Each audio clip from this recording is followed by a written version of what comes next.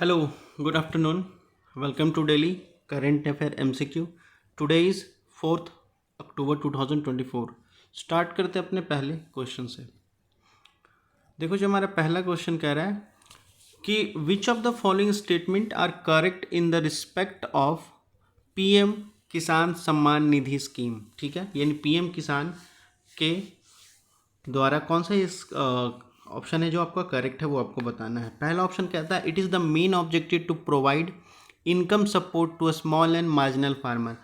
ये पीएम किसान जो स्कीम है इसका मेन ऑब्जेक्टिव क्या है आपका? Income and support to small and marginal farmer को प्रोवाइड करना। ठीक है। सेकेंड स्टेटमेंट कहता है कि the financial support to the direct transfer to the bank account of beneficiary through the direct benefit transfer, यानी जो फाइनेंशियल सपोर्ट दिया जाएगा इस स्कीम के द्वारा वो डायरेक्ट क्या होगा आपका डीबीटी यानी डायरेक्ट बेनिफिट ट्रांसफ़र किया जाएगा। ठीक है, आपके बैंक अकाउंट में। उसके बाद थर्ड कहता है कि ministry of rural development is responsible for the implementing PM किसान स्कीम, यानी मिनिस्ट्री ऑफ रूरल डेवलपमेंट है उसके अंडर आता है ये पीएम किसान स्कीम। तो इनमें से कौन सा स्टेटमेंट सही है वो आपको बताना है। तो बताओ आप लोग।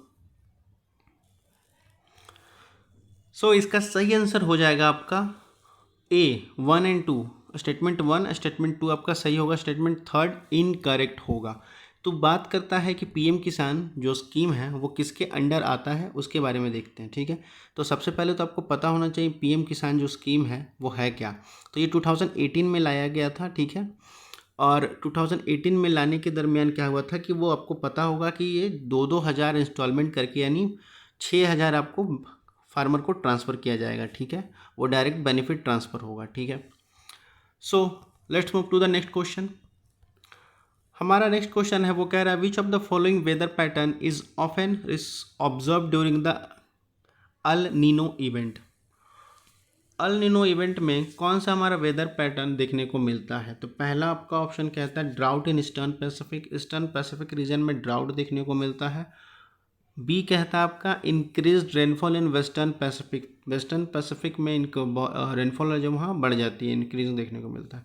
सी कहता है warmer winter in North America में जो क्लाइमेट होता है वो वार्मर विंटर हो जाता है।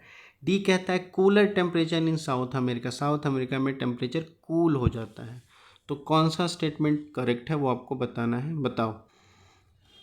देखो इसका सही आंसर हो जाएगा C is the correct answer. Warmer winter in North America, warmer winter हो जाता है आपका नॉर्थ अमेरिका में अल नीनो इवेंट में। ठीक है, नेक्स्ट क्वेश्चन हमारा कहता है कि which of the following statement consider the following statement, और इसमें से कौन सा स्टेटमेंट करेक्ट है वो आपको बताना है। पहला स्टेटमेंट कहता है article 21 of the Indian constitution guarantee the right to dignity. Article 21 जो हमारे इंडियन कॉन्स्टिट्यूशन का है वो गारंटी करता है राइट टू डिग्निटी का।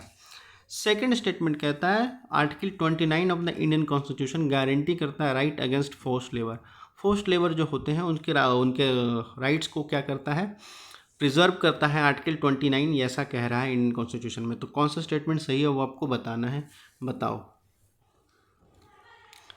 देखो इसका सही आंसर है वो हो जाएगा ए वन ओनली सही होगा। ठीक है, आर्टिकल जो 21 ऑफ द इंडियन कॉन्स्टिट्यूशन है वो गारंटी करता है राइट टू डिग्निटी को। ठीक है, ये आपका आंसर देखो क्या हो जाएगा, आपका ए आंसर हो जाएगा ऑप्शन। ठीक है, तो ये आपका सही ऑप्शन आपका ए हो जाएगा 1 ओनली। ठीक है, that's all for the today session. ठीक है, बाकी कोई क्वेश्चन या कोई क्वेरी हो तो feel free to ask in comment section. बाकी पढ़ते लिखते रहो। धन्यवाद, थैंक यू ऑल।